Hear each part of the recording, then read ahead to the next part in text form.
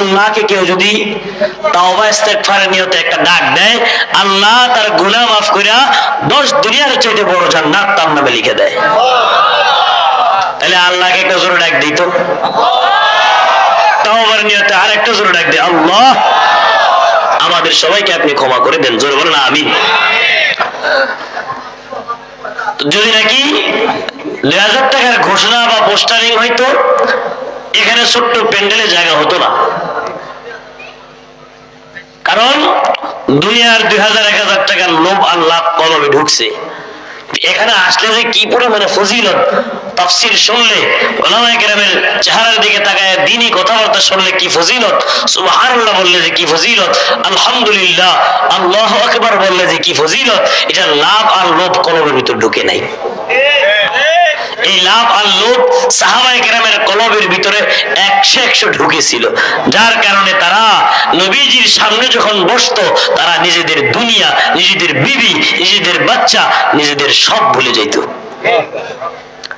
আল্লাহ আমাদের ভিতরে কিছু হলেও দান করেন। জোরে বলে আমিন। জাগ্রত আছেন তো সবাই? ঘুমাইবেন না তো? আমি মাঝে মধ্যে আপনাদেরকে টেস্ট করবো, এই কারা কারা ঘুমাই গেছেন হাত উঠান। হাত উঠাইলে বুঝবো সে আসলে ঘুমায়। আমি এই গত কয়েক মাস আগে নোয়াখালী কোম্পানিগঞ্জে মুসাফুরের দিকে এক প্রোগ্রাম গেছি। ওরা আমাকে রাত্রে বসাইছে প্রায় 12টার পরে, অনেক লেট করে। তো মাদ্রাসার হুজুর বলতেছে, হুজুর মানুষ তো যেগুলো আছে সবই তো দেখাচ্ছে ঝিমাচ্ছে, আপনি কোনো মতে কিছু কালেকশন কইরা বয়ানের শেষে কিছু কথা বলে দোয়া করে দিয়েন। তা আমি আসলাম, বসার পরে বললাম, ভাই আপনারা কে কে জেগে আছেন হাত উঠান। আলহামদুলিল্লাহ সবাই হাত উঠায়। ভাই ঘুমায় আছেন কে কে, তাও হাত উঠান। তাও হাত উঠায়। জেগে আছে তাও হাত উঠায়, ঘুমায় তাও হাত উঠায়। আমি বলি, ভাই সুবহানাল্লাহ বলেন। এই কয়েকজন কয়, বেশিরভাগ বলে না। একটা বক্তা এত দূর থেকে জার্নি করে আইসা বৈশার পরে যদি শ্রোতারা সুবহানাল্লাহ জায়গা সুবহানাল্লাহ না বলে, আলহামদুলিল্লাহ না বলে, মনোযোগ সহকারে না শুনে, বলেন তো বয়ান করতে মজা লাগে? বয়ানের জোশ আসে না, আগ্রহ আসে না। এই যে আলহামদুলিল্লাহ আপনারা যে কয়টাই লোক আছেন আগ্রহ সহকারে আমার কথা শুনতেছেন, বুঝতেছেন তো সবাই? আগ্রহ মনোযোগ থাকলে বক্তার কথা বলতে ভালো লাগে, কথা শোনাইতেও ভালো লাগে। আমি বললাম, এই আপনারা সুবহানাল্লাহ বলেন, তাই নেই। আলহামদুলিল্লাহ বলেন, তাই নেই। আল্লাহু আকবার বলেন, তাই নেই। মোতায়েম সাহেব, হুজুর কই গোরস্থানে আমার বসাইলেন, ওয়াজ কি শেষ করে দিউনি? হুজুর বিরিয়ানি পাক হচ্ছে তো, বিরিয়ানির পাক সবগুলা ডেক হয় নাই, এরা তো না খায় কেউ যাইব না, খাইয়েই যাইব, আপনি আরো কোনো মতে আধা ঘন্টা চালান। এখন আমি বয়ান চালাইতেছি, সভাপতি সাহেব, হুজুর মাদ্রাসার জন্য বলেন কেউ কিছু দেয় কিনা। আমি বললাম, আল্লাহর কোন বান্দা আছেন মাদ্রাসা মসজিদের মধ্যে 1 লক্ষ টাকা দিবেন, দাঁড়ায় যান, হাত উঠান। মাঝখান থেকে একটা লোক হাত উঠে দাঁড়ায় গেছে। আপনার নাম কি?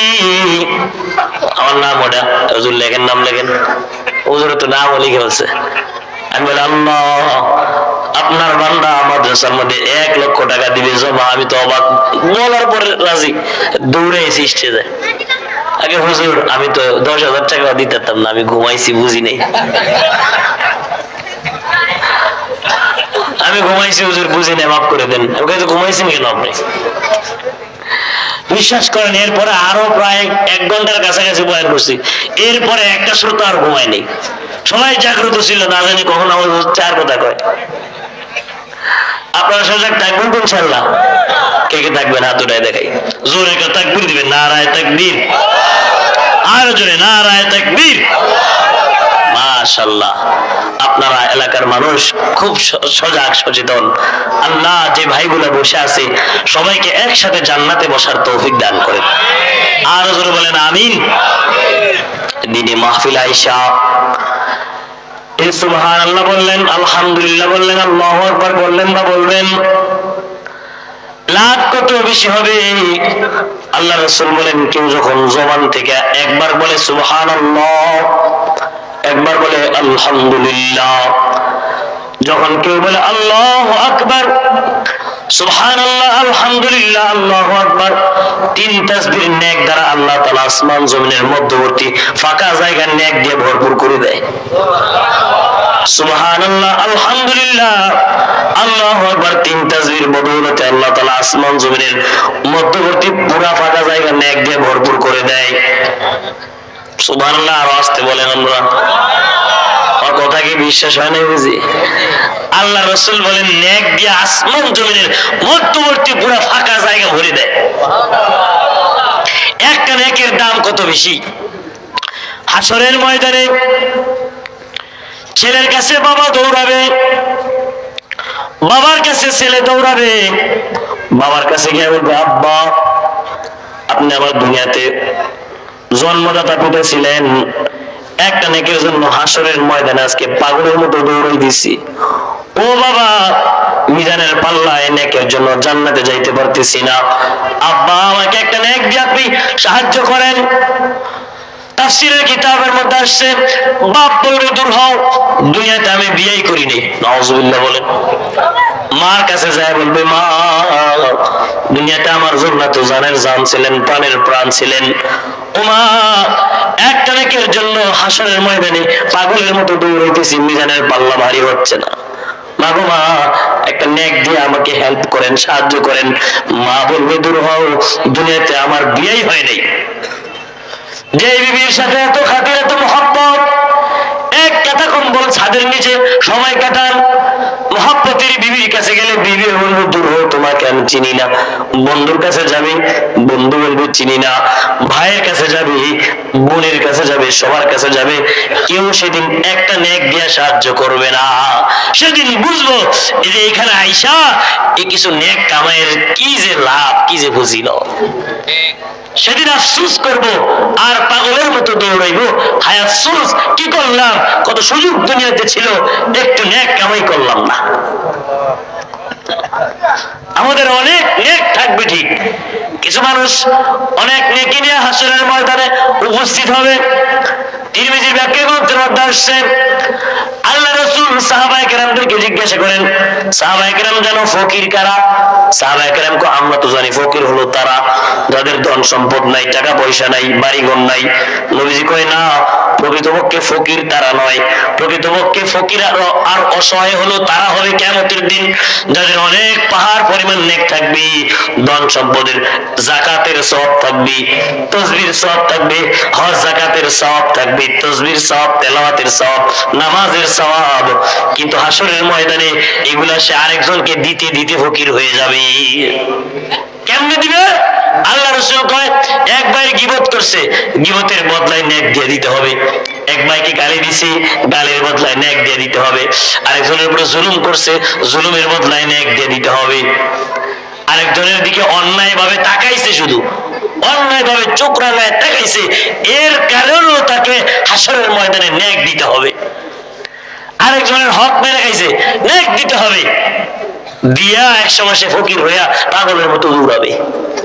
অথচ দুনিয়াতে হাজি ছিল, দুনিয়াতে গাজী ছিল, নামাজি ছিল, কিন্তু তার নেক গুলা সেদিন দিয়া ফকির হইয়া দৌড়াবে পাগলের মতো। পাগলের মতো দৌড়ালে কোনো লাভ হবে না। কেন লাভ হবে না? আল্লাহ তাআলা বলেন কোরআনের মধ্যে ইয়াউমা ইয়াফিরুল মারউ মিন আখিহি ওয়া উম্মিহি ওয়া আবিহি ওয়া সাহিবাতিহি ওয়া বানিহি। সেদিন কিয়ামতের ময়দানে মা ভাগবে, ইয়াউমা ইয়াফিরুল মারউ মিন আখিহি, স্ত্রী ভাগবে, ভাই ভাগবে, উম্মিহি ওয়া আবিহি, মা ভাগবে, ভাই ভাগবে, বন্ধু বান্ধব যারা আছে সবাই শুধু ভাগবে। সবাই নিজের চিন্তা করবে, আমল নামা ছাড়া আর কিছু আপন হবে।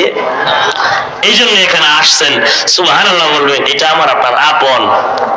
এতিমখানায় 10 টাকা দান করলেন, এটা আমার আপনার আপন। একবার আলহামদুলিল্লাহ আল্লাহু আকবার বললেন, এটা আমার আপনার আপন।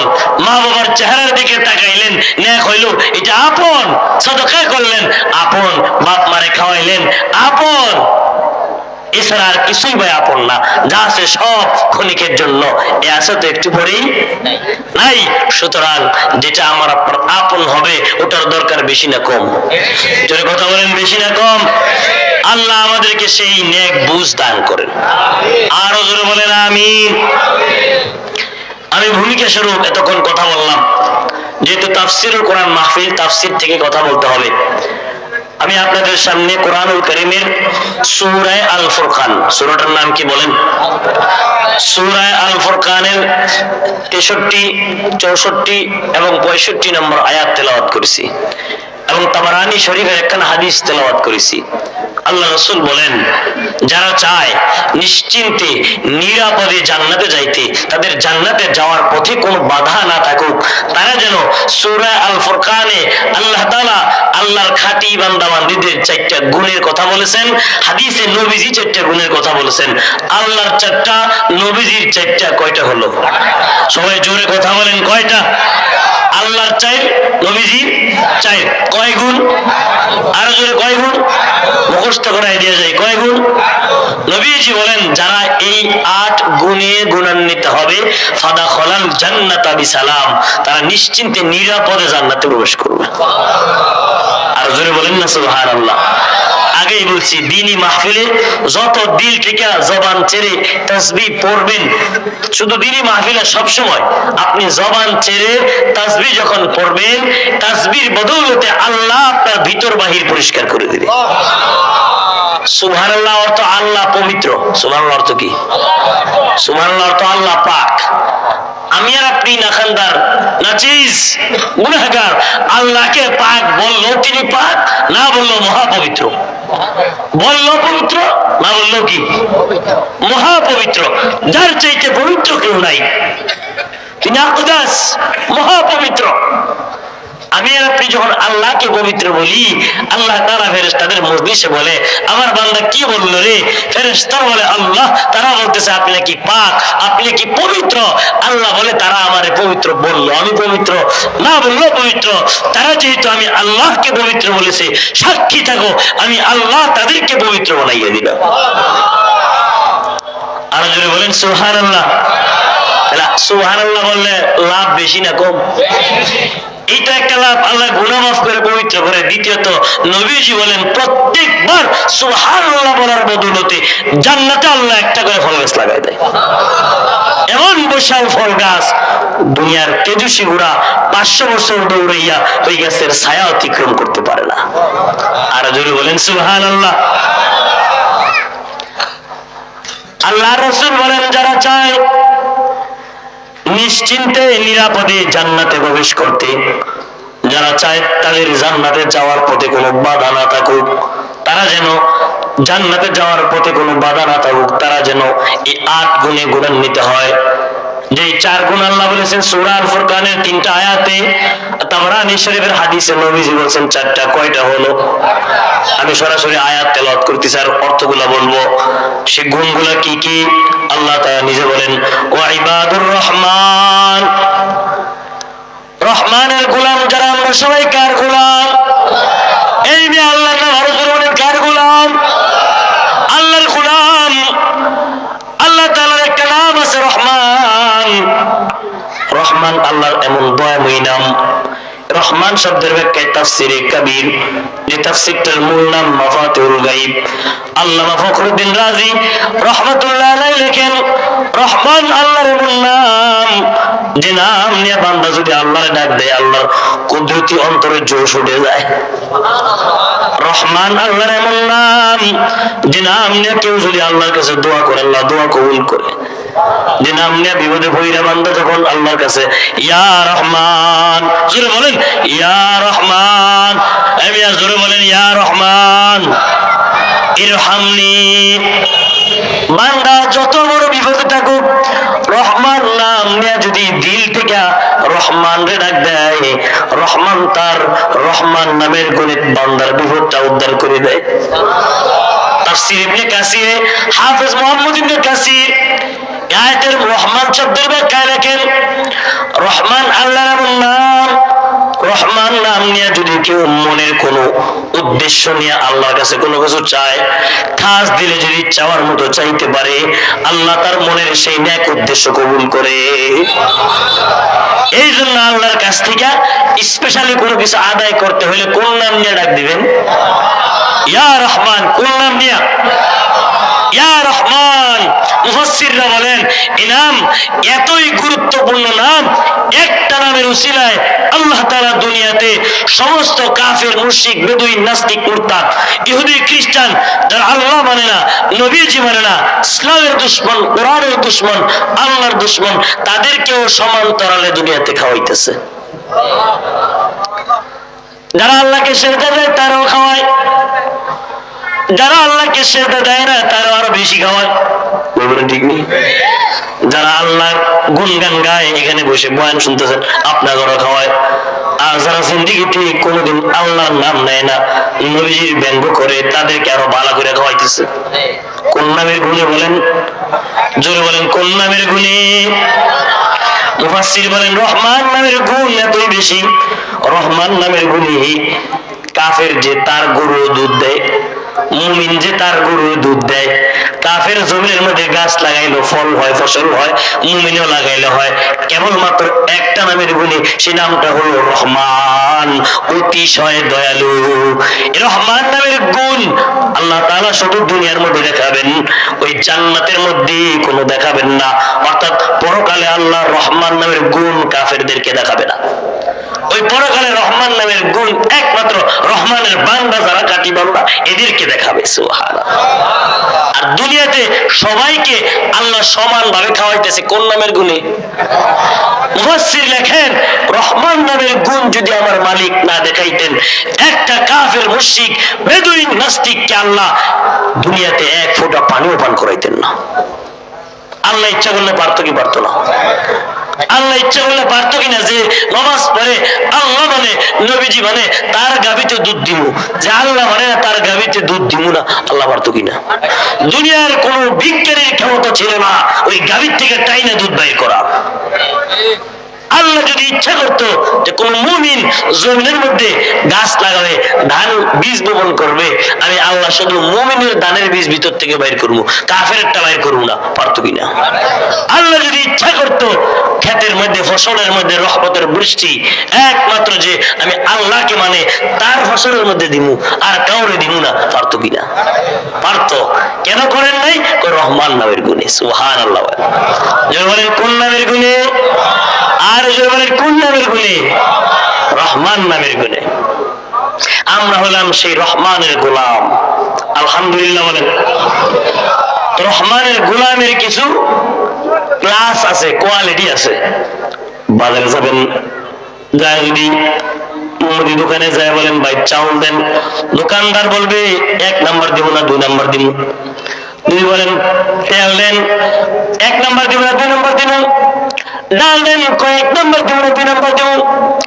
একটা শপিং কমপ্লেক্সে শপিং করতে গেলে দোকানদার সেলসম্যান আইসা আগে 1 নাম্বারটা দেখায় দাম বলে এটা নিলে ভাই 10,000, ভাই আরেকটা নেন এটার দাম 2,000, 2 নাম্বারটা। কোয়ালিটি আছে সব জিনিসের মধ্যে। 1 নাম্বার 2 নাম্বার। আল্লাহ বলেন আল্লাহর খাঁটি বান্দা বান্দি যারা ফার্স্ট ক্লাস, একেবারে হাই কোয়ালিটি, তাদের নিরাপদে জান্নাতে যাওয়ার জন্য এই 8টা গুণের দরকার। সুবহানাল্লাহ। আল্লাহর খাঁটি বান্দা যারা, তাদের গুণ কয়টা? জোরে বলেন কয়টা? আল্লাহ নিজে বলেন ওয়া ইবাদুর রহমান, রহমানের গোলাম যারা, তাদের 1 নাম্বার গুণ নিশ্চিন্তে নিরাপদে জান্নাতে যাওয়ার জন্য আল্লাযীনা ইয়ামশুনা আলাল আরদি হাওলা, তারা জমিনের মধ্যে চলাফেরা করবে নত হইয়া। কি হইয়া? আমার সাথে কথা বলেন, কি হইয়া? নত হইয়া। ইমামে কুরতুবী রাহমাতুল্লাহ আলাইহি তাফসীরে কুরতুবীতে লেখেন এখানে আলাল আরদি হাওলা বলার দ্বারা আল্লাহ পাক রব্বুল আলামিন বুঝাইছেন রহমানের গোলাম হলো তারা যারা দুনিয়াতে অহংকার মুক্ত জীবন যাপন করবে। এখন বলেন তো আমাদের মধ্যে 1 নাম্বার গুণটা আসেনি? আছে। এক একজনের এক এক রকমের অহংকার। কারো সম্পদের অহংকার, কারো টাকার অহংকার, কারো প্রভাব প্রতিপত্তি ক্ষমতার অহংকার, কারো শিক্ষা দীক্ষার অহংকার, কারো জমিদারির অহংকার, কেউ কেউ মনে করে আমার সাথে আর কে, আমি অমুক তমুক, বলেন ঠিক কিনা? মন চাইছে অহংকার দেখাইয়া, নিজের শক্তি দেখাইয়া যা খুশি তা বলে ফেলে, মন চাইছে অহংকার দেখাইয়া যা খুশি তা করে ফেলে। চিন্তা করে না যে সম্পদ নিয়া, যে প্রভাব প্রতিপত্তি, টাকা পয়সা নিয়ে আমি অহংকার করতেছি, আমি মানুষের উপর জুলুম করতেছি, অন্যায় করতেছি, এগুলা তো এখন আছে, একটু পরে আবার নাই। জোরে বলেন ঠিক কিনা? আর জোরে বলেন ঠিক কিনা? অতীতেও যারা অহংকার দেখাইতো তারা আছে না চলে গেছে। ফেরাউন অহংকার করেছিল, নমরুদ অহংকার করেছিল। ফেরাউন নমরুদ তাদের মতো যারা ক্ষমতা পায়া, টাকা পয়সা পায়া, নিজের প্রভাব প্রতিপত্তি পায়া গরিবের উপরে জুলুম করেছে, আজকে তাদের কোনো অস্তিত্ব নাই। জোরে কথা বলেন ঠিক কিনা? যুগে যুগে যারাই অহংকার করবে আল্লাহ তাআলা তাদের পা এবং হাত ভেঙে দিবে। সুতরাং যেই হোক না কেন, আমরা যদি সম্পদের বড়াই দেখাই, আজকে আল্লাহ কোটি টাকার মালিক বানাইছে। এক সময় ফকির ছিল, নিজের বাপ ফকির ছিল, দাদাও ফকির ছিল, গরিব ছিল, অন্যের বাড়িতে কাজ করত। আল্লাহ তাআলা দয়া করে ব্যবসা বাণিজ্যের মধ্যে বরকত দিয়েছে, টাকা পয়সা দিয়েছে। এখন গরিবকে মানুষই মনে করে না, এমন মানুষ আসেনি? আছে কিনা? যারা নিজের সম্পদ পায়া, টাকা পয়সা পায়া, প্রভাব প্রতিপত্তি পায়া গরিবকে মানুষই মনে করে না, আল্লাহ কয় তারা মানুষই না। তারা কি না? মানুষই না। মানুষ হইতে গেলে মানুষের ভেতরে অহংকার, আমিত্ব, এগুলো বাইর করে দিতে হবে, তাইলে মানুষ হবে। কারণ অহংকার করেছে শয়তান। কে? জোরে বলেন কে? শয়তান অহংকার করে দামি হয়েছে না কম দামি হয়েছে? ইবাদত কি কম করছিনি? ইবাদত এত বেশি করেছে, কয় মুআল্লিমুল মালাইকা। এত জ্ঞান দীক্ষা শিক্ষা ছিল, ফেরেশতাদের শিক্ষক ছিল।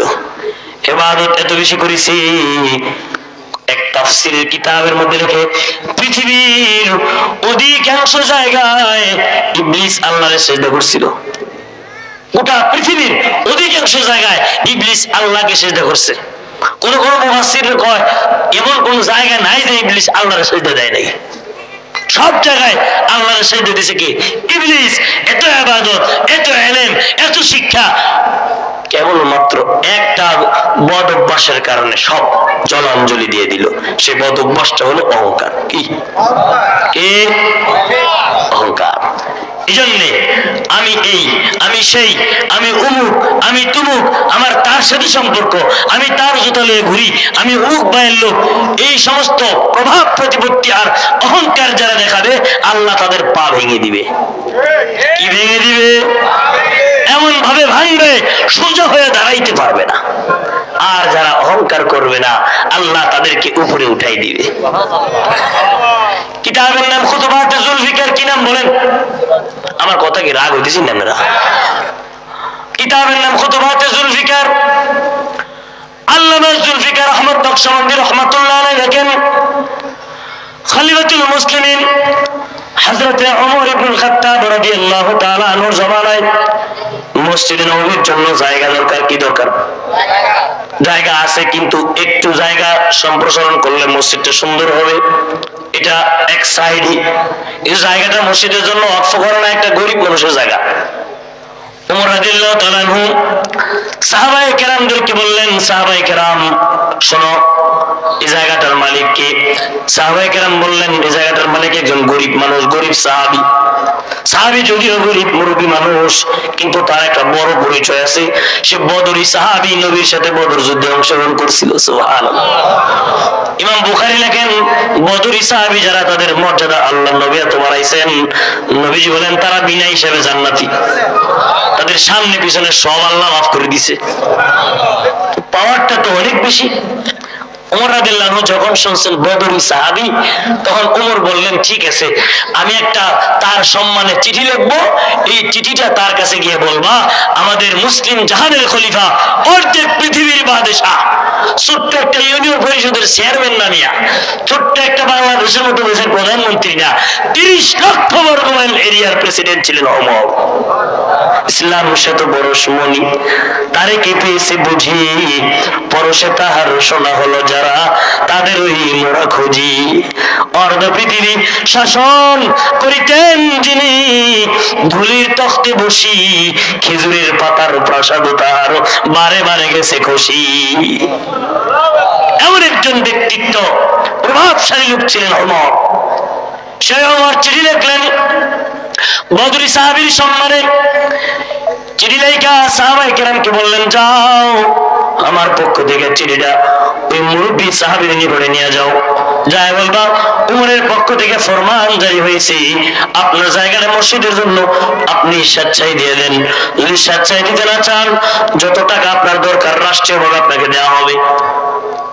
খলিফাতুল মুসলিমিন ওমরের পক্ষ থেকে ফরমান নিয়ে সাহাবায়ে কেরাম যখন ওই সাহাবীর বাড়িতে গেলেন, মুরব্বী গরিব সাহাবী। যাওয়ার পরে সাহাবী বললেন, কিসের ফরমান? আপনার জায়গা দেওয়ার লেগে ওমর অর্ডার দিছে। বলতেছে, ওমর আমার জায়গা দেওয়ার লেগে অর্ডার দেওয়ার কি? সুবহানাল্লাহ বলো। আমার জায়গার জন্য ওমরের কি হক আছে নেওয়ার? আমি আমার জায়গা দিব না, বিক্রিও করব না। এটা তার হক, এটা তার অধিকার। দেখেন তো সাধারণ একজন জনগণ একজন রাষ্ট্রনায়কের কাছে কতটুকু নিরাপদ। আল্লাহু আকবার। তাফসীরের কিতাবের মধ্যে লেখেন, সাহাবায়ে কেরাম তো হতভম্ব, অবাক। ওমরের মতো ব্যক্তির ফরমান কি সে অস্বীকার করলো? আয়েশা ওমরের কাছে বলতেছে, ওমর একটা কথা বলি, কই কি আপনার ফরমান তো সে অস্বীকার করছে, দিতে রাজি না। ওমর কো সমস্যা নাই, আমি নিজে তার বাড়িতে যাব। ওমর রাদিয়াল্লাহু আনহু সাহাবায়ে কেরামদেরকে নিয়ে তার বাড়িতে গেলেন। যাওয়ার পর বললেন, ভাই আপনার জায়গাটা আপনি কি স্বেচ্ছায় মসজিদের লেগে দিবেন? তখন সে বলতেছে, না দিব না। আপনার জায়গাটা যত টাকা দরকার আমি আমার উমরের পক্ষ থেকে দিব, তাও দেন। না আমি তো বিক্রি করব না, দানও করব না। বলেন তো আমাদের বর্তমান জমানার নেতা আর পাতি নেতারা হলে তখন কি করতো? সাহস কত বড় বেটা, আমি আসছি অর্ধেক পৃথিবীর বাদশাহ, ঘাট থেকে কল্লা নামাই দিত। নতুবা রাত্রিবেলায় অস্ত্র নিয়া, টেরা বলল নিয়া, প্রশাসনের লোক নিয়া তাকে হুমকি ধামকি দিয়ে আসতো। কত কথা। আল্লাহ আমাদেরকে হেদায়েত দান করেন, জোরে বলেন আমিন।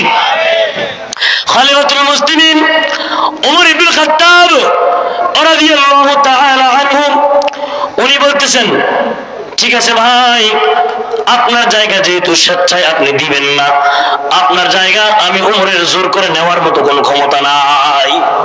সুবহানাল্লাহ, বাড়ি থেকে কইেন মিয়া, আর জোরে বলেন মিয়া সুবহানাল্লাহ। আপনার জায়গা যেহেতু স্বেচ্ছায় জোর করে আপনি দিবেন না, আপনার জায়গা জোর করে নেওয়ার মতো ক্ষমতা আমি উমরের নাই। আপনার জায়গা আমি জোর করে নিবার পারব না। উমর চলে গেলেন। কিতাবের মধ্যে লেখেন, রাতের বেলায় খলিফাতুল মুসলিমিন হযরত ওমর তাহাজ্জুদের মুসল্লায় যখন দাঁড়াবে, তারা শুধু রাষ্ট্রনায়ক আর দেশ শাসক ছিলেন না, দিনের বেলায় ছিলেন তারা শাসক, রাত্রে বেলায় ছিলেন তারা ইবাদতকারী আবেদ। দিনে তারা রাজ্য পরিচালনা করতেন, রাত্রে তারা তাহাজ্জুদের নামাজ পড়তেন, ইবাদত করে রাত্র কাটাইতেন। খলিফাতুল মুসলিমিন হযরত ওমর গভীর রজনীতে তাহাজ্জুদের নামাজ পড়ার জন্য যখন যায় নামাজের মুসল্লায় দাঁড়াইছে, দরজার মধ্যে কে জানি শীতের কনকনে রাত্রিতে ঠক ঠক করে আওয়াজ করতেছে। ওমর বলতেছে, কে রে ভাই, গভীর রজনীতে আমার ইবাদতের মধ্যে ডিস্টার্ব দিলি। ওমর দরজা খুলে দেখে ওই মুরব্বী গরিব সাহাবী, যার বাড়িতে দিনের বেলায় সামান্য একটু জায়গা খরিদ করবার লেগে গেছিল, লোকটা এসে দাঁড়ায় রইছি। খলিফাতুল মুসলিমিন হযরত ওমর ইবনুল খাত্তাব রাদিয়াল্লাহু তাআলা আনহু লোকটাকে বললেন, ভাই রাতের বেলায় আপনি কোন শীতে মুরব্বী মানুষ, আমি খাদেম ওমরের বাড়িতে কেন আসছেন? আপনি যদি দরকার মনে করতেন খবর পাঠাইতেন, আমি খাদেম ওমর, সেবক ওমর আপনার বাড়িতে হাজির হয়ে যাইতাম। কি ওমর? খাদেম ওমর। কি ওমর মিয়া? খাদেম ওমর। তারা ছিলেন শাসক, তারা শোষক ছিলেন না। এই জন্য তাদের নাম এখন আমরা সম্মানের সহিত নেই। আর যারা শাসকের নামে শোষক হয়, জনগণের সম্পদ, জনগণের টাকা মেরে রাতারাতি আঙ্গুল খুলে করে গাছ হয়, মানুষ তাদের নাম নিলে ধিক্কার দেয়, থুতু নিক্ষেপ করে। খলিফাতুল মুসলিমিন হযরত ওমর ইবনে খাত্তাব রাদিয়াল্লাহু তাআলা আনহু রাতের বেলায় ওই মুরব্বী গরিব সাহাবীকে বলতেছেন, আপনি যদি অর্ডার দিতেন আমি খাদেম ওমর আপনার বাড়িতে চলে যাইতাম, আপনি কেন কষ্ট করে আমার বাড়িতে আইলেন? কথা বলার পরে লোকটা বলতেছে, ওমর আল্লাহর নামে শপথ করে বলতেছি, দিনের বেলায় আমার ওই ভাইদের সামনে আপনার সাথে যে ব্যবহার করেছে এগুলো আমার কথাগুলো ব্যবহারগুলো আমার মনের থেকে ছিল না, কথাগুলো আমার মনের কথা ছিল না, মুখের কথা ছিল। সুবহানাল্লাহ বলেন। আমি আল্লাহর নামে শপথ করে বলতেছি, আল্লাহর নামে শপথ করে বলতেছি, আমি পরীক্ষা করে দেখছি আপনি নবীর আদর্শের উপরে আছেন নাকি গেছেন। আমি জানি আল্লাহ আপনাকে এমন বাদশাহী দিছে, এমন প্রভাব প্রতিপত্তি পাওয়ার দিছে, আপনি যদি আমি গরিব সাহাবীকে একটা ধমক দিয়ে বলতেন ওটা তোর জায়গাটা দরকার নেই, আমার ক্ষমতা ছিল না উল্টা একটা কথা বলার। আমি জানি আপনার শানে নবীজি বলেছেন, লাউ কানা বাদি নাবিয়্যুন লাকানা ওমর, আমার পরে যদি কেউ নবী হইতো ওমরকে আল্লাহ নবী বানাইতো। আপনার শানে আপনার মেজাজ অনুযায়ী আল্লাহ কোরআনের মধ্যে 30 জায়গায় আয়াত নাযিল করছে। আপনি দুনিয়ায় নবীজির শুধু বন্ধু আর সাথী নয়, আপনি নবীজির একজন সম্মানিত শ্বশুর, আম্মাজান হাফসার আব্বা। আপনার মতো সম্মানিত ব্যক্তিত্বে আমার বাড়িতে গেছেন সামান্য একটু জায়গা লাইয়া, আর আমি অস্বীকার করেছি এমনি খামোখা নয়, আমি পরীক্ষা করে দেখছি আপনি মুহাম্মদুর রাসূলুল্লাহ সাল্লাল্লাহু আলাইহি সাল্লামের পরিপূর্ণ আদর্শের উপর আছেন নাকি লাইনচ্যুত হয়ে গেছেন। আমি আল্লাহকে সাক্ষী রেখে বলতেছি আপনি পরিপূর্ণ নবীজির আদর্শের উপরে আছেন। আমি আমার ওই জায়গাটুকু গভীর রাতেতে আপনি তাহাজ্জুদের মুসল্লায় দাঁড়ানো, আমি গভীর রাত্রিতে আল্লাহকে সাক্ষী রেখে সমস্ত জায়গাটুকু মসজিদের জন্য ওয়াকফ করে দিলাম। জোরে বলেন সুবহানাল্লাহ। আজকে ওমর যদি প্রভাব প্রতিপত্তি আর ক্ষমতা দেখাইয়া জোর করে গরিবের জায়গা নিয়ে নিত, বলেন তো কিয়ামত পর্যন্ত নামাজ হইতো? ওখানে নামাজ হইতো? হইতো? একজন অসহায় গরিব, একজন অসহায় এতিম ভাতিজার সম্পদ এমন বহুত চাচা আছে মাইরা দেয়, মন চাইছে তো গরিবের সম্পদ মেরে দেয়। আমি একটা কথা বলি, প্রায় জায়গায় বলি, মন চাইতো আমার মতো বক্তাকে নোয়াখালীর ভিতরে লক্ষ্মীপুরের জিন্দিগিতে দাওয়াত দিয়েন না। সত্য কথা বলি, আমাদের মধ্যে আপনাদের এলাকার কথা, আমি আমাদের নারায়ণগঞ্জ নরসিংদীর কথা বলি, এমন বহুত হাজী সাহেব, গাজী সাহেব, নামাজি, এমন বহুত দানশীল ব্যক্তিত্ব দেখানে বলা আছে যারা আপন এতিম ভাতিজার সম্পদ মাইরা জায়গা জমি দখল করে রাখছে। বলেন তো মিয়া, এই নামাজ, এই হজ, আমার কথা রাগ বুঝলেন না মেয়েরা, এই নামাজ, এই হজ, এই যাকাত, এই রোজা তাকে কি জান্নাতের দ্বার প্রান্তে নিয়ে যাইতে পারবেনি? বলেন কেউ যদি গরিবের সম্পদ মেরে দেয়, এতিম ভাতিজার সম্পদ মেরে দেয়, যতই নামাজ পড়তে পড়তে কপাল কালো বানায় ফেলুক, আল্লাহর দরবারে কি করবে বলেনি? তার বিপক্ষে যদি একটা এতিমের আর্তনাদ থাকে, তার বিপক্ষে যদি একটা গরিবের আর্তনাদ থাকে, তার ইবাদত, তার তেলাওয়াত আল্লাহর দরবারে পৌঁছাবে না। এ ভাই, আমরা অনেকে ব্যক্তিগতভাবে মনে করি শুধু নামাজের নাম ইসলাম, অনেকেই মনে করি লম্বা দাড়ি টুপি পাগড়ির নাম ইসলাম, অনেকেই মনে করি আমি মসজিদে যাই নিয়মিত কপালটা কালো হয়েছে নামাজ পড়তে পড়তে আমি মনে কাটি মুসলমান হয়ে গেছি, অথচ তার লেনদেন মুআমালাত মুআশারাত ঠিক নেই। জোরে বলেন ঠিক নেই? আর জোরে বলেন ঠিক নেই? একটা উদাহরণ দিই, আপনাদের লক্ষ্মীপুরে পায়েস খান না? পায়েস খাননি না ফিরনি বলেন আপনারা? পায়েস না ফিরনি বলেন? বলেন পায়েস ফিরনি তৈরি করতে গেলে কি কি লাগে? দুধ, সাবু, আতপ চাউল, কিশমিশ, গুড়, হ্যাঁ, এই নারকেল, মানে দিলে অনেক কিছু দেয়। এককভাবে শুধু দুধের নাম কি পায়েস নেই?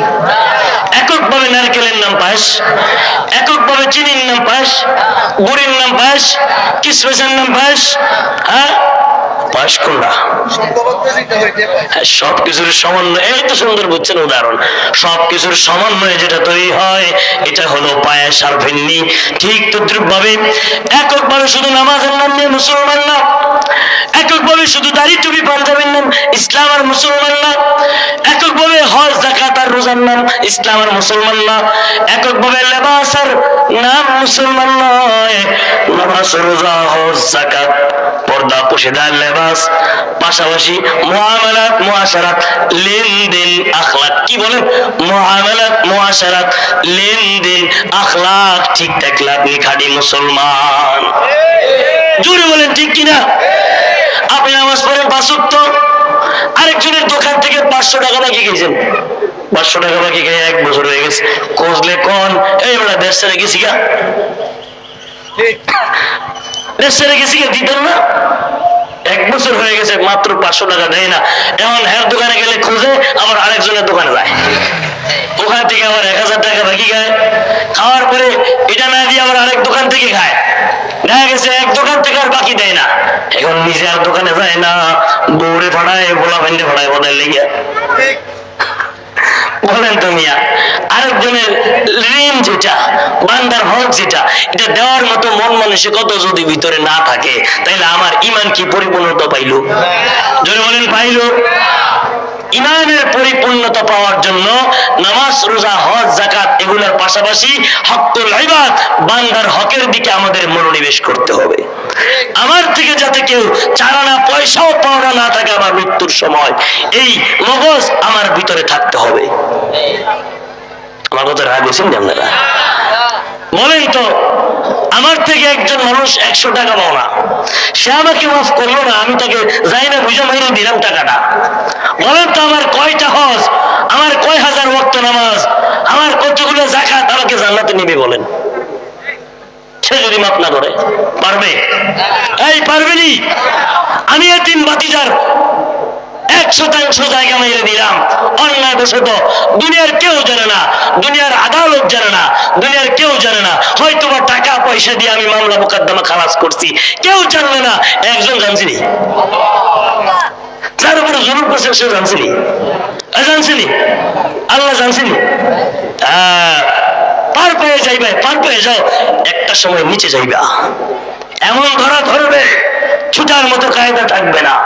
ইন্নাবাতু শারাব্বিকা লাশাদীদ, রবের ধরা শক্ত ধরা, ধরবে তো ধরবে, মুসলাইতে পারবা না। রব ধরবে এমন ভাবে মুসলন দিতে পারবো না। 22 মাস শিং মাছ মহিলারা কুটার সময় দেখবেন ছালি দিয়ে ধরে, আপনারা কি বলেন ছাই? ছালি দিয়ে ধরে, এমন ভাবে ধরে, আর নড়াচড়ার কায়দা হয় না। প্রথম কিন্তু ভালো নড়াচড়া করে, যখন ছালি গায়ে লবণ দেয় তখন এমন ভাবে আক্রমণ করে, কাইটা ফেলে, টুকরা টুকরা করে ভাইজা খাইয়া ফেলে, কিছু করে থাকে না তার।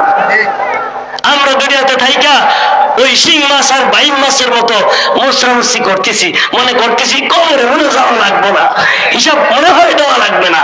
যখন নাকি ধরার মতো ধরবে তখন আর কোনো উপায় থাকবে না। আল্লাহ আমাদেরকে হেদায়েত দান করেন, আল্লাহ আমাদেরকে বুঝ দান করেন। তাহলে নিশ্চিন্তে নিরাপদে জান্নাতে যাওয়ার জন্য 1 নম্বর কি গুণ ভুলে গেছেন নি আপনারা? 1 নম্বর গুণ হলো অহংকার করা যাবে। অহংকারের বিষয় বুঝার দিকে একটু লম্বা উদাহরণ দিয়েছি, যেহেতু এই রোগটা আমাদের মধ্যে বেশি। জোরে বলেন ঠিক নেই? আল্লাহ আমাদেরকে অহংকার মুক্ত জীবন দান করেন, জোরে বলেন আমিন। 2 নম্বর গুণ, আল্লাহ তাআলা বলেন ওয়া ইবাদুর রহমান আল্লাযীনা ইয়ামশুনা আলাল আরদি হাওনা, রহমানের গোলাম যারা, তাদের 1 নম্বর গুণ, তারা অহংকার মুক্ত জীবন যাপন করবে, নত হয়ে চলাফেরা করবে। 2 নম্বর গুণ, ওয়াইজা খাতাবাহুল জাহিলুনা ক্বালু সালামা, তারা যখন জাহেলদের সাথে কথা বলবে, অজ্ঞ যারা, যাদের ভিতরে দ্বীনের বুঝ নাই, কোরআনের বুঝ নাই, যারা মূর্খ, তাদের সাথে তর্কে জড়াবে না, সালাম দিয়ে চলে যাবে। আমাদের মধ্যে কিছু মানুষ আছে জানে 250 গ্রাম 10 মণ তর্ক নিয়ে বসে আছে কিনা, জানে না কোরআন হাদিস, জানে না কিচ্ছু, চার দোকানে বৈশা এক হাতে চা আর এক হাতে সিগারেট নিয়া কয় হুজুররা এটা, হুজুররা এটা, কোরআন হাদিসে এটা আছে ওটা আছে, আর ওটা এত নামাজের দরকার কি, এত ওয়াজের দরকার কি, এগুলা নিয়ে সমালোচনা করতে করতে একসময় ঈমানটা ধ্বংস করে দেয়। জোরে বলে ঠিক নেই? জানে না এতটুকু এত বড় তর্ক করে। আল্লাহ নিজে বলেন যারা চায় নিশ্চিন্তে নিরাপদে জান্নাতে যাইতে তারা যেন ওই জাহেলদের সাথে তর্ক না করে। কি করবে? তাদেরকে দেখলে বলবে আসসালামু আলাইকুম, ভাই তুমি বেশি জানো আমি কম জানি, ভাই আমি কিছু জানি না তুমি বেশি জানো, আসসালামু আলাইকুম বলে চলে আসবে, চুপ থাকবে, তর্কে জড়াবে না। মনে থাকবো তো ইনশাল্লাহ? আমরা তো তর্ক দেখলে আগায় যাই, দৌড়ে একটু তর্ক করি, তর্ক করলে মনে করো আমি বাহাদুর হয়ে গেছি। না, আপনার সাথে কেউ যখন কোনো অযথা বিষয় তর্কে জড়াবে, যখন দেখবেন আপনি তাকে বুঝাইতে পারতেছেন না, তখন সালাম দিয়ে চলে আসবেন। কার বিধান? জরুরি কার বিধান? আল্লাহর বিধান। আল্লাহ কয় অজ্ঞদের সাথে কথা বলতে গেলে সালাম দিয়ে চলে আসবে। এটা 2 নাম্বার গুণ। কয় নাম্বার? জরুরি কয় নাম্বার গুণ? 3 নাম্বার গুণ। 3 নাম্বার গুণ আল্লাহ তাআলা বলেন ওয়াল্লাযীনা ইয়াবিতুনা লিরাব্বিহিম সুজদাও ওয়া কিয়ামা। রহমানের গোলাম যারা, তাদের 3 নাম্বার গুণ হলো তারা আল্লাহর কুদরতি কদমে সিজদা দিয়া ইবাদত কইরা কইরা রাত্র অতিবাহিত করবে। নিশ্চিন্তে নিরাপদে জান্নাতে যাইতে গেলে 3 নাম্বার গুণ কি বলেন? রাত্র অতিবাহিত করবে কিভাবে? আল্লাহর কুদরতি কদমে সিজদা দিয়া দাঁড়ায় দাঁড়ায় নামাজ পড়া। রবের প্রেম, রবের ভালোবাসা যদি কারো কলবে থাকে, সারা রাত্র নামাজ পড়তো তার কোনো কষ্ট হয় না। বেলালের ভিতরে রবের প্রেম ছিল। বেলালকে উমাইয়া এত কষ্ট দিয়েছে, বেলালকে উত্তপ্ত মরুভূমির বাড়ির উপরে শোয়াইয়া উলঙ্গ কইরা পাথর বুকে চাপা দিয়া জিহ্বার টান দিয়ে বাইর করে জিহ্বার মধ্যে পেরেক মেরে দিছি। তারপর বেলাল জিহ্বা দিয়া আহাদ আহাদ বইলা জিকির করে। কারণ জফা जो इश्क में होता है वो जफा है नहीं, जफा जो इश्क में होता है वो जफा ही नहीं, सतम न हो तो मोहब्बत में कुछ मजा ही नहीं। আল্লাহর প্রেমে যেই কষ্ট হয় ওই কষ্টটা কোনো কষ্টই না। জোরে বলেন ঠিক কিনা? এই কনকনে শীতের মধ্যে যারা ফজরের আযান শুইনা আল্লাহু আকবার শুইনা আসসালাতু খায়রুম মিনান নাওম শুইনা কনকনে শীতের ঠান্ডা পানি দিয়া ওযু বানাইয়া রবের কুদরতি কদমে সিজদা দেওয়ার জন্য দাঁড়ায় যায়, তাদের কি কষ্ট হয় না বুঝি? এই যে আপনাদের ওমর ফারুক রাদিয়াল্লাহু তাআলিমুল কোরআন কওমি মাদ্রাসা, আলহামদুলিল্লাহ বলেন, এমন সুন্দর একটা মাদ্রাসা এলাকায় পেয়েছেন, আরো জোরে বলেন আলহামদুলিল্লাহ। আপনারা যখন ঘুমের ঘরে আচ্ছন্ন থাকেন, তাহাজ্জুদের টাইমেও আইসা দেখবেন এই ওমর রাদিয়াল্লাহু কওমি মাদ্রাসার হেফজখানার ছাত্ররা, নাবালেগ নিষ্পাপ মাসুম বাচ্চা যাদের উপরে নামাজ পর্যন্ত ফরজ হয় নাই, ওয়াজিব হয় নাই, তারা আল্লাহর কোরআন নিয়ে বসে আছে। তাদের কি কষ্ট হয় না? যারা ফজরের সময় আসসালাতু খায়রুম মিনান নাওম শুইনা ঠান্ডা পানি দিয়ে ওযু বানায় দাঁড়ায় যায়, আর কিছু সৌভাগ্যবান আছে আরো 2 ঘন্টা আগেই তাহাজ্জুদের জন্য দাঁড়ায় যায়, তাদের কি কষ্ট হয় না বুঝি? কষ্ট হয়। তারপর রবের প্রেমে আল্লাহর ভালোবাসায় ওই কষ্টটা কষ্ট মনে হয় না। কেন কষ্ট মনে হয়? রবের ভালোবাসায় কষ্ট মনে হয় না। প্রেমিকা চিঠি লিখছে প্রেমিকের কাছে, রাত্র 1টা-2টা বাজে, শীতের রজনীতে অমুক জঙ্গলের পারে তোমার জন্য দাঁড়ায় থাকবো। প্রেমিকার চিঠি পায়া প্রেমিক শীতে থরথর করে কাঁপে, তারপরেও চিঠি পায়া সবকিছু ফাঁকি দিয়া শীতের রাত্রকে উপেক্ষা করে আরামের বিছানা হারাম করে প্রেমিকার সাথে দেখা করার জন্য জঙ্গলে যায়। কেন যায় বলেন? দুনিয়ার উদাহরণ দিলাম। ও যুবক পোলাবেন হাসে, এই প্রেমপ্রীতির উদাহরণ পেলে বড় হাসে। হারাম কাজ বড় মজা লাগে মিয়া, হারাম কাজ বড় মজা লাগে। আল্লাহ যুবক ভাইদেরকে হেদায়েত দান করেন। এ বলা ভাই এখন নামাজের বয়স, এখন নামাজ ধরার বয়স, কোরআন ধরার বয়স। প্রেম প্রীতি করবা তোমার শেখা দিয়া বেকা বানায়া ও বুড়া বাড়া লয়ে যাবো গিয়া। ঠিক নেই? খাইবা তো বাপ মারে খাওয়াও, খাওয়াইবা তো এতিমরে খাওয়াও, নিজে খাও, নিজে খাও, হেতিরে খাওয়াবা না। হেতিরে খাওয়াবা, হেতি তোমার চাকা দিয়ে কি বানাই দিবে? চাকা দিয়ে কি বানাবে? চাকা দিয়ে বেকা বানা দিবে। আমাদের এলাকায় বলে আবুল বানাই দিবে, আবুল। আমি বললাম বাবুল, আমার বানাই দিছে কাবুল। চাকা দিয়া বেকা বানাইয়া সরকারি চাকরি জীবী এক বুড়ার লোকে গেছি গিয়া ঢাকা কাটাখালি। গত বছর এক প্রোগ্রামে গেছিলাম, তো একটা ছেলে খুব হ্যান্ডসাম, ছেলেটা আইসা আমার সাথে বসে মুসাফা করতেছে, হুজুর আপনার সাথে একটা গোপন কথা কয়ে লেগেছে। বলেন। হুজুর আমার মনে অনেক কষ্ট, দোয়া করে আল্লাহ যাতে আমার হেদায়েত দেয়, আমার মনের কষ্টগুলো ভুলের মতো তৌফিক দেয়। যুবকদের উদ্যোগে মাহফিল ছিল, কথাটা বললে আমার হাতে 1000 টাকা হাদিয়া দিছে।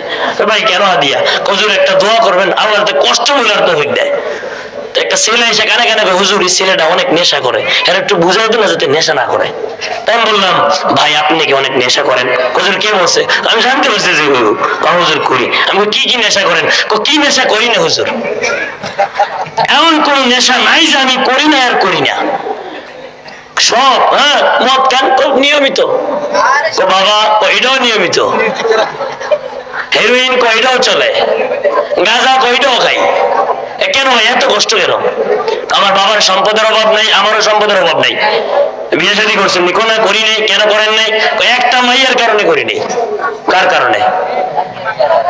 হুজুর আমি একটা মাইয়া, 8টা না, কটা? হুজুর আমি লন্ডন কাটাইছি 10 বছর। 10 বছর লন্ডন কাটাই ওই মেয়ের সাথে আমার সম্পর্ক ছিল।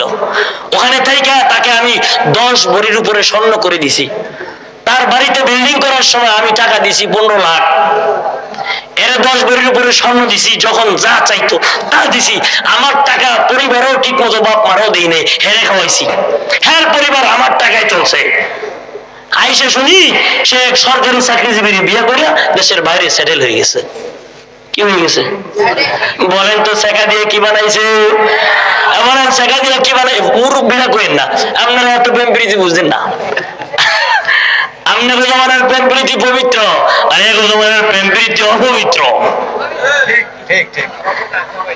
এমন এমন অনেক আগের মুরব্বী আছে, বিয়া করছে তো বাসর রাইতে বুড়ো গিয়ে হতন দেখছে। আমি আমার দাদির কাছে গল্প শুনছি। আমার দাদি কয় তোর দাদা যখন প্রথম দিন আমারে দেখছে, বাইরে আমার শ্বশুরে আর শাশুড়ে বকা দিতেছে, দেখে বাইরে গেছে এই তোমরা কারে বিয়ে করেছো? মাইয়া দি অল্প বয়সের। বলেন তো কেমন সরল ছিল আগের দিনগুলা, আগের দিনের মুরব্বী গুলা। বিয়ের আগে দেখে নাই পর্যন্ত তাদের ওই সম্পর্ক গুলো ছিল অটুট, তাদের ভালোবাসা গুলো ছিল পবিত্র। আর এখন প্রেম প্রীতি করতে করতে এমন হয় 4টা থুইয়া আরেকটা লাইন বের হয়ে যায়। জোরে বলেন ঠিক নেই? শুয়ে থেকে আরেকজনের সাথে চ্যাটিং করে, হ্যাঁ করে হেতিও করে। আমার কথা রাগ হয়েন না, আনুষঙ্গিক একটা বিষয় বুঝাই থেকে কথাগুলো বলতেছি। আমাদের এখন অপবিত্র হয়ে গেছে প্রেম প্রীতি আর ভালোবাসার নামে। আমাদের দেশটা এখন জেনের সয়লাভ হচ্ছে। বিভিন্ন পার্কে পার্কে রেস্তোরাঁয়, বিভিন্ন হোটেল রেস্টুরেন্ট গুলোতে এখন প্রতিটা আলোর আড্ডাখানা চলতেছে। আল্লাহ ওদেরকে হেদায়েত দান করেন। বাবাদেরকে বলবো আপনার সন্তান এবং কন্যার প্রতি আলাদা আপনি গাইডলাইন দেন, নজর দেন কোথায় যায় কি করে। সন্তানকে মাদ্রাসায় পড়ান, কোনোদিন বেহায়া লম্পট আর দুশ্চরিত্র হবে না। জোরে বলেন ঠিক কিনা? মেয়েটাকে মাদ্রাসায় পড়ান, মেয়েটা ইনশাআল্লাহ খাতুনে জান্নাত ফাতেমার মতো ইনশাআল্লাহ। আল্লাহ আমাদেরকে তৌফিক দান করেন। আপনারা রাগ হয় না, স্কুল কলেজ ইউনিভার্সিটি বললে সব খারাপ হয় ওইটা বলি নাই। আলহামদুলিল্লাহ এদের মধ্যে অনেক দিনদার ভাই বোন আছে, আছে কিনা? অনেক সচেতন পরিবার আছে।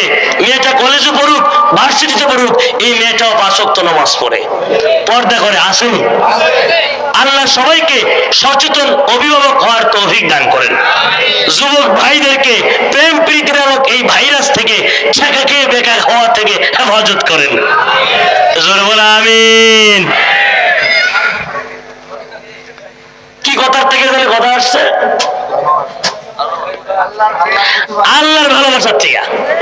হ্যাঁ, দুনিয়ার প্রেমিকের ভালোবাসায় যদি শীতের কনকনে রাত্রিতে 3টা 4টা পর্যন্ত জায়গা হোয়াটসঅ্যাপে কথা বলা যায়, মেসেঞ্জার ইমোতে কথা বলা যায়, ঘরে বাপ মা দেখলে পিঠাইবো, বাহিরে যায় ছাদের উপরে যায় কোনায় যায় যদি কথা বলা যায়, কষ্ট হচ্ছে।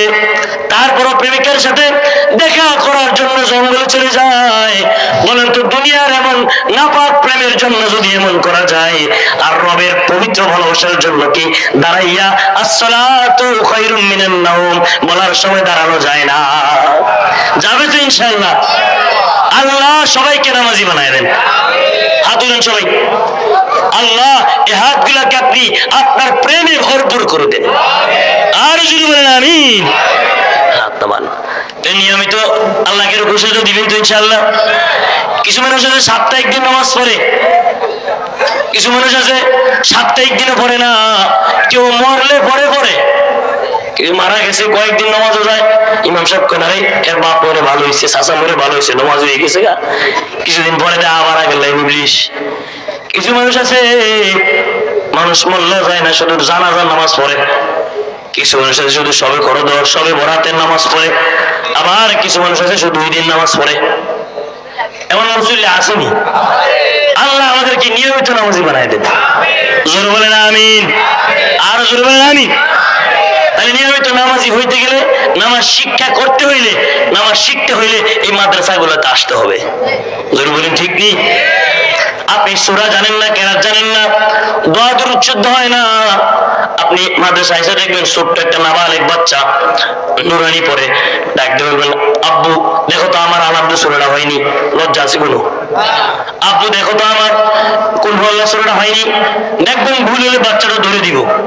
আপনি একটা এতিম ছাত্র, এখানে এতিম আছে, এতিম খানা না, এখানে এতিম আছে, এটা এতিমরে ডাক দিয়ে বলেন যদি আব্বু বলো তো নামাজের মাসালাগুলা, দেখবেন ফটফট করে সব মাসালা বলে দিব।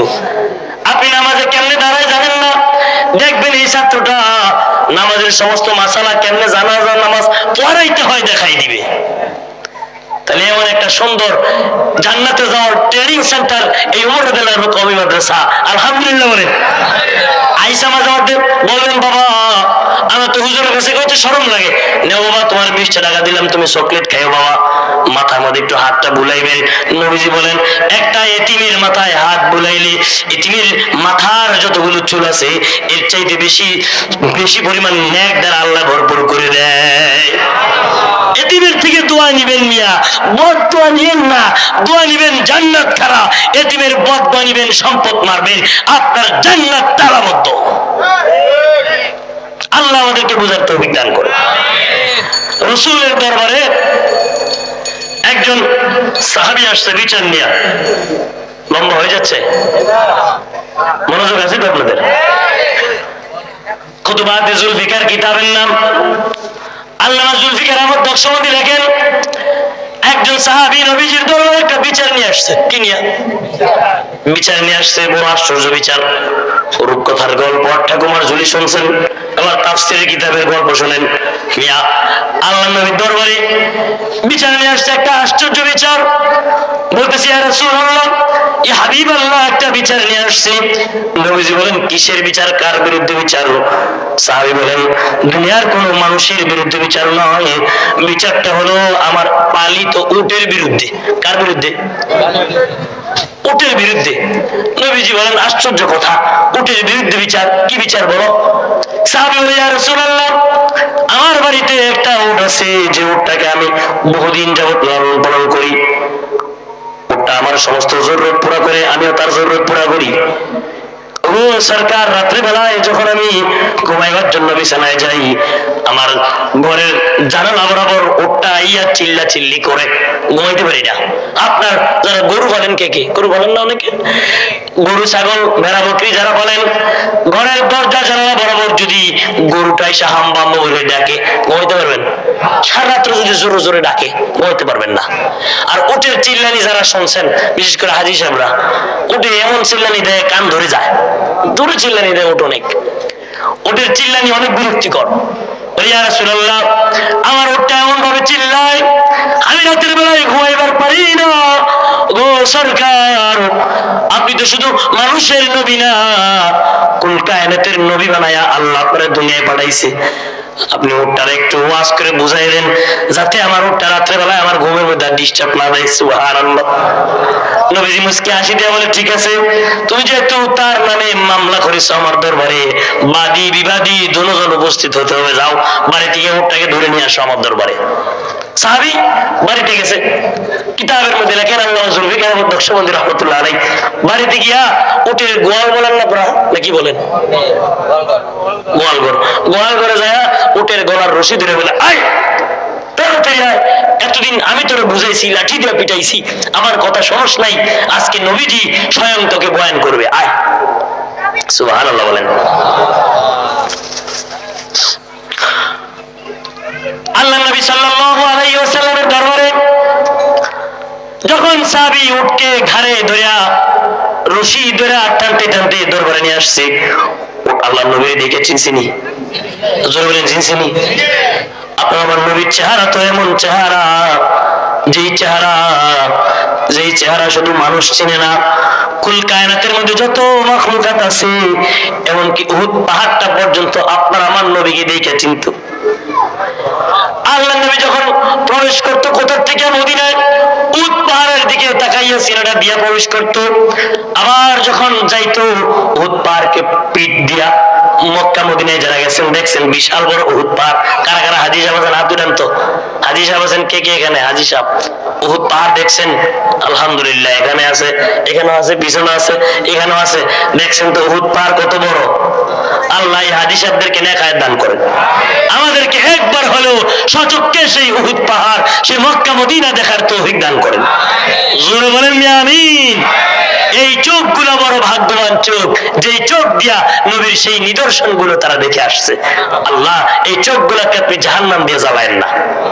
জোরে বলেন আমিন, আর জোরে বলেন আমিন। আল্লাহ নবী যখন উহুদ পাহাড়কে দেখত, উহুদ পাহাড় আল্লাহ নবীকে চিনত। হাদিসের মধ্যে আসছে একদিন আল্লাহ নবী মদিনায় প্রবেশ করলেন, উহুদ পাহাড় পাশ কাটায়, অর্থাৎ উহুদ পাহাড়ের দিকে তাকায় নাই। উহুদ পাহাড় বাচ্চার মতো কান্নাকাটি আরম্ভ করছে। ফেরেশতারা বলে, ইয়া রাসূলুল্লাহ, আপনি মনে করতেছেন মানুষে কান্দে? কয় না না না, আপনার বিয়োগ বেদনায় সেই উহুদ পাহাড় কান্নাকাটি করে, কারণ উহুদ পাহাড়ও আপনাকে চেনে, আপনিও উহুদ পাহাড়কে চেনেন, সেও আপনাকে ভালোবাসে। তখন নবীজি বললেন, সাক্ষী থাকো, আমিও উহুদ পাহাড়কে ভালোবাসি। আমরাও ভালোবাসি, আমরাও কি ভালোবাসি। আল্লাহ নবী সাল্লাল্লাহু আলাইহি সাল্লামকে মক্কার প্রত্যেকটা অলি গলি পাথর পর্যন্ত সালাম দিত। নবীজি যখন হাঁটতো, আসমানের মেঘগুলা নবীজিকে ছায়া দিত, জঙ্গলার হরিণ নবীজিকে চিনত, জঙ্গলার গাছগুলা বাঁকা হয়ে নবীজিকে ছায়া প্রদান করত। আবু জাহেলের হাতের ভিতরে কঙ্কর, আয়েশা কয়, মুহাম্মদ জোরে বলেন সাল্লাল্লাহু আলাইহি ওয়াসাল্লাম, যদি সত্য নবী হয়ে থাকো আমার হাতের ভিতরে কি আছে বলো। আল্লাহর নবী বলেন, আমি বলবো নাকি তোমার হাতের ভিতরে যেগুলো আছে ওগুলো বলবে? হাতের ভিতরে কঙ্কর কয়, আশহাদু আল্লা ইলাহা ইল্লাল্লাহ ওয়া আশহাদু আন্না মুহাম্মাদার রাসূলুল্লাহ সাল্লাল্লাহু আলাইহি ওয়াসাল্লাম। সুবহানাল্লাহ। আপনারা কি ঘুমায় গেছেন নি? ঘুমান কে কে? হাত উঠায় দেখান তো দেখি। আলহামদুলিল্লাহ, সবাই তো অনেক সজাগ, অনেক জাগ্রত। জাগ্রত আছেন কে কে? হাত উঠান। জোরে কে তাকবীর দিবেন? নারায়ে তাকবীর। আর জোরে নারায়ে তাকবীর। উমরা জানু মাদ্রাসা কবুল হোক, কবুল হোক। মাদ্রাসার মাহফিল, নারায়ে তাকবীর। আলহামদুলিল্লাহ, আপনাদের আগ্রহ দেখে বিশ্বাস করেন মন চাচ্ছে অনেক লম্বা বয়ান করি, কিন্তু সম্ভব নয় এত লম্বা বয়ান করা। তারপরে যেটুকু জবান দিছি এটুকু করব। আল্লাহ নবী সাল্লাল্লাহু আলাইহি সাল্লামের দরবারে উটকে নিয়ে আসছে, মনে আছে না গো? উটকে যখন ধরে নিয়ে আসছে, সরকারি দু আলম নবীকে দেখা উট চিনে ফেলছে। উট দাঁড়ানো ছিল, মুহাদ্দিস লেখেন দাঁড়ানোর থেকে সাথে সাথে বসে গেছে। নবীজির ইজ্জতে বৈশা উট মাথাটা নোয়াই দিছে। আল্লাহ নবী সাহাবীকে বললেন, তুমিও বসো, তুমিও বসো। দুজন বাদী আর বিবাদী দুজন দুই সাইডে বসছে। উট বসছে এখানে, উটের মালিক এখানে। আল্লাহ নবী উটের মাথার মধ্যে হাত দিয়া উটের সাথে কথা বলা আরম্ভ করছে। উটের মাথায় হাত দেওয়ার সাথে সাথে উটের জবান খুলে দিছে নবীর ইজ্জতে কে? আর যদি বলেন কে? কাদেরি কুদরত দারি হর চেখাদ আকুনি মুর্দারা তো জান বখশি জিন্দারা বি জাকুনি। আমার আল্লাহ তো আমার আল্লাহ ইচ্ছা করলে মুর্দাকে জিন্দা বানায়, জিন্দাকে মুর্দা বানায়। সুবহানাল্লাহ। উটের মাথায় যখন আল্লাহ নবী হাত মোবারক রাখলেন, আল্লাহ তাআলা নবীর ইজ্জতে নবীর মুজিজায় উটের জবান খুলে দিলেন। উটের সাথে আল্লাহ নবী কথা কয়, কিরে তোর মালিক তোর বিরুদ্ধে যে নালিশ করছে সত্য নাকি? উট মাথা হেলায় আর জবান নাড়ায় কয়, জি ইয়া রাসূলুল্লাহ সব সত্য। তোর মালিক তোর বিরুদ্ধে নালিশ করছে তুই নাকি ঘুমাইয়ে দিস না রাত্রে বেলায়, সত্য? ও জি ইয়া রাসূলুল্লাহ সত্য। তোর মালিক কি তোরে ঠিক মতো খাবার দাবার দেয় না? কই দেয়। তোর মালিক কি তোরে ভালো জায়গায় রাখে না? রাখে। বেশি জুলুম করায়, কাজ কর্ম বেশি করায় নাকি? না, পরিমাণ মতোই করায়। কতটা চিকিৎসা করলে অসুস্থ হলে করে। ইয়া রাসূলুল্লাহ যখন যা কিছু দরকার, যেখানে যেটা দরকার ওটাই আমার মালিক দেয়। তো তারপরে রাতের বেলায় তোর মালিকের সাথে এমন বেয়াদবিমূলক আচরণ কেন করিস? তোর মালিকের আরামের ঘুম কেন হারাম করস? আমার কাছে জবাব দে। সুবহানাল্লাহ বলে। উটের জবান খুলে দিছে কি? কথা বলে নবীও শুনে, নবীও বুঝে, সাহাবীও শুনে বুঝে। ওর বলতেছে চোখের পানি ভালাইয়া, ইয়া রাসূলুল্লাহ ইয়া হাবিবাল্লাহ, হাদিসের মধ্যে আসছে উট বলতেছে, ইয়া রাসূলুল্লাহ আমি আমার মনিবকে, আমি আমার দুনিয়ার এই মনিবকে আমি আমার জানের চাইতে বেশি ভালোবাসি। আমার মনিব সারাদিন কষ্ট করে খেতে খামারে কাজ করে, খেজুরের বাগানে কাজ করে, সারাদিন কাজ করে ক্লান্ত শ্রান্ত দেহ নিয়া সন্ধ্যাবেলায় আমার মনিব বাড়িতে আসে। আইসা কোনো মতে মাগরিবের নামাজটা আদায় কইরা কিছু খানা দানা খাইয়া অলস শরীর নিয়ে বিছানায় চলে যায়। অলসতার কারণে আমার মনিবের এশারের নামাজ কাজা হয়ে যায়। আমার মনিবের এশারের নামাজ না পড়ে ঘুমায়। আমি আমার মনিবকে ডাকি, মনিব। মনিব উঠেন, এশারের নামাজ পড়েন। ওইটা নামাজ পড়ে ঘুমান, নতুবা আল্লাহ আপনার জাহান্নামের আগুনে জ্বালাবে। আমি উট সহ্য করতে পারবো না। কারণ বোবা প্রাণী যারা, এরা কবরের আযাবের আওয়াজ শুনতে পায়। মাঝে মধ্যে বোবা প্রাণীদেরকে আল্লাহ কবরের আযাব দেখায়, আর বলতে পারে না, না বলে দেখবেন চিল্লায় দৌড়ায়। একটা মানুষ যদি কবর আযাব শুনতো আর দেখতো, ভয়ে আর কেউ কবরস্থানে বাপ মা কেউ দাফন করতে যাইতো না। বলতেছি, ইয়া রাসূলুল্লাহ আমার মনিব নামাজ না পড়া রাত্রিবেলায় অলসতার কারণে ঘুমায় যায়। পরের দিন মাঝে মধ্যে কাজা করে, কিন্তু এশারের নামাজ আমার মনিবের কাজা হয়ে যায়। আমি তো দেখতেছি, জানতেছি এশারের নামাজ না পড়ার কারণে আমার মনিব জাহান্নামের আগুনে জ্বলবে। আমি তার নগণ্য খাদেম হইয়া কেমনে সহ্য করবো? এজন্য আমার মনিবকে আমি ডাকি আর জাহান্নাম থেকে সতর্ক করি। আমার মনিব তো আমার ভাষা বোঝে না, আমার কথা বোঝে না। এই কথা বলার পরে বলেন তো বিপদে পড়ছে কে? বিচার দিছে, বিপদে পড়ছেনি। এমন বড় বিপদ নবীজির সামনে ধরা। আল্লাহ নবী ধমক দিয়ে বলে, মিয়া এমন বড় অভ্যাস আসেনি তোমার মধ্যে? এখন তো নবীর সামনে মিথ্যা কথা বলা যাবে না। চোখের পানি ভালাইয়া উঠে জয় দইরা উটের কপালে ছোঁয়া দিয়া কই, তুই আমার চোখ খুলে দিলি রে, তুই আমার জাহান্নাম থেকে বাঁচাই দিলি। নবীজি তারে বলে, আজকের পর থেকে আর এই অলসতা করে নামাজ ছাড়া যাবে না, নামাজ কাজা করা যাবে না। যারা অলসতা করে নামাজ ছেড়ে দিবে, নামাজ কাজা করবে, হাসরের ময়দানে আল্লাহ তাআলা তাদের কোমরটা এভাবে সোজা করে দিবে। কি করে দিবে? সোজা করে দিবে। আল্লাহ তাআলা হাসরের ময়দানে দাঁড়ানোর পরে আল্লাহর বান্দা বান্দীদেরকে বলবে, এই তোরা সেজদা দে। কি দে? যারা দুনিয়াতে নামাজ না অলসতা করতো, আল্লাহকে নিয়মিত রুকু সিজদা দিত না, তাদের কোমরটা আল্লাহ সোজা করে দিবে। তারা বাঁকা হইয়া রুকুটাও দিতে পারবে না। রুকু দিতে না পারলে কি সিজদা দিতে পারবে? সেদিন আল্লাহর কাছে অপমানিত হবে। আল্লাহ সেদিন আমাদের কোমরকে আপনি সোজা করে দিয়েন না। আল্লাহ সেজদা দেওয়ার তৌফিক দিয়েন। জোরে বলেন আমিন। সবাই জোরে বলেন আমিন। নিয়মিত নামাজ পড়বেন তো ইনশাআল্লাহ? হাত উঠান, ইনশাআল্লাহ বলেন। আল্লাহ আপনি সবাইকে নিয়মিত নামাজি বানাই দেন। আর জোরে বলেন আমিন। গুণ গেল কয়টা? জোরে বলেন কয়টা? আমি বাকিগুলো শুধু তরজমা করে শেষ করি। 3 নম্বর 4 নম্বর আল্লাহ কয় ওয়াল্লাযিনা ইয়াকুলুনা রাব্বানা সরিফ আন্না আযাব জাহান্নাম। রহমানের খাঁটি গোলাম যারা, তাদের 4 নম্বর গুণ হলো তারা আল্লাহর কাছ থেকে জাহান্নাম থেকে বেশি বেশি পানাহ চাবে, বেশি বেশি জাহান্নাম থেকে পানাহ চাবে, আর বলবে রব্বানা সরিফ আন্না আযাব জাহান্নাম, ও মালিক আমাদেরকে জাহান্নাম থেকে বাঁচান, ইন্না আযাবাহা কানা গরামা। আল্লাহ আপনার জাহান্নাম সহ্য করার মতো ক্ষমতা নাই, আপনার জাহান্নাম বড়ই ভয়াবহ, বড়ই মারাত্মক, সহ্য করার মতো ক্ষমতা কার নাই। আমার সাথে সবাই পড়েন আল্লাহুম্মা, জোরে আল্লাহুম্মা আজিরনা মিনান নার,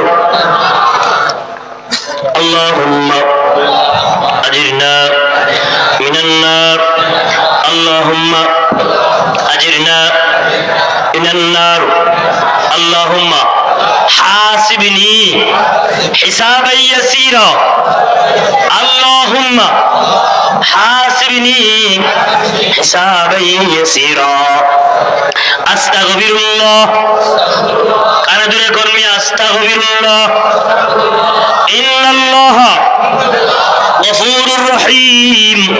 এ কানে ধরছি কার সামনে? লজ্জা পাওয়ার কিছু আসেনি। বাবার সামনে কানে ধরে অন্যায় করে, উস্তাদের সামনে কানে ধরে, কেননা কানে ধরলে বাবার মন নরম হয়। মালিকের সামনে কেউ যদি কানে ধরে ইস্তেগফার করে, মালিকের মন নরম হয়ে মালিক মাফ করে দেয়। আল্লাহ আমাদেরকে বোঝার তৌফিক দান করেন।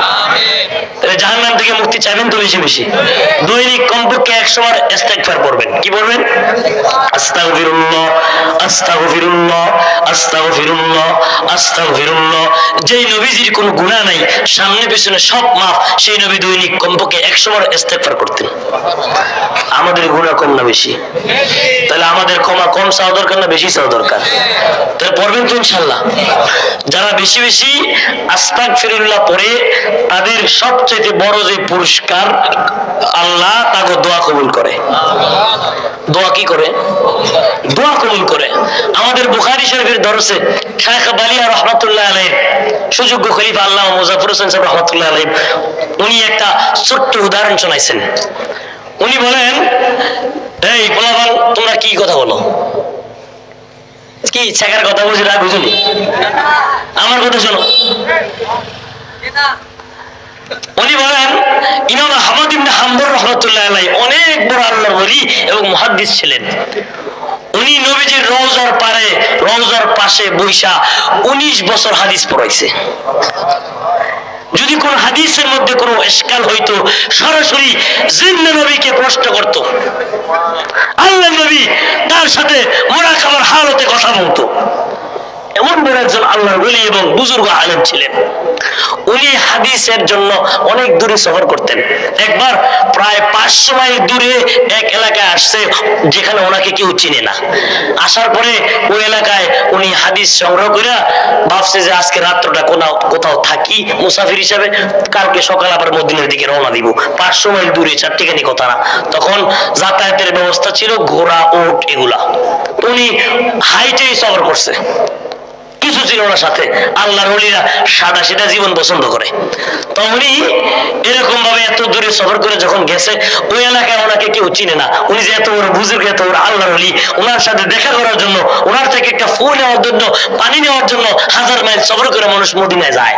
অথচ উনি এলাকায় আসছে, ওনাকে কেউ চিনে না, উনি পরিচয় দেয় না।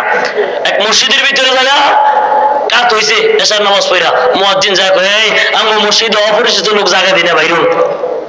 উনি আর পরিচয় দেয় না, আমি আহমদ ইবনে হাম্বল। পরিচয় দিলে তো মাথায় নিয়ে নাচতো।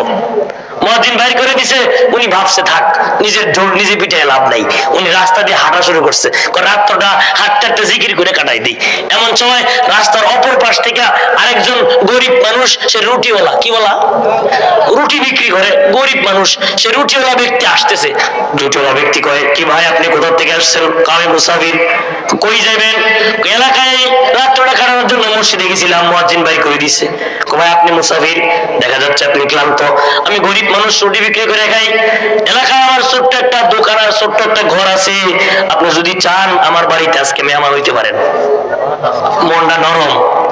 রুটিওয়ালা তো দিনদার মানুষ, বাড়িতে নিয়ে গেছে আহমদ ইবনে হাম্বলকে।